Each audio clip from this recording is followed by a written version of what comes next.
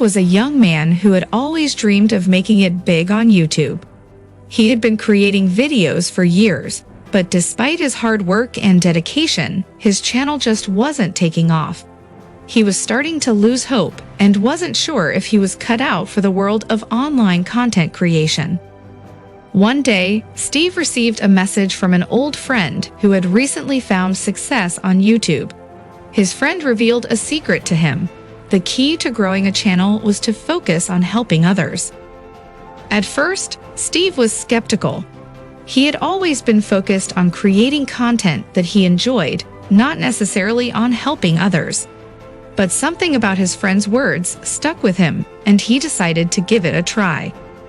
He started to spend more time researching and creating videos that would be useful and informative for his viewers. He also began to engage more with his audience, answering their questions and offering advice whenever he could. To Steve's surprise, his channel began to grow. His viewers were grateful for the helpful content he was providing, and they showed their appreciation by subscribing and leaving positive comments. As his channel continued to grow, Steve realized that he had found his true purpose on YouTube. He wasn't just making videos for his own enjoyment anymore. He was making a difference in the lives of his viewers, and that was a feeling that he would always treasure.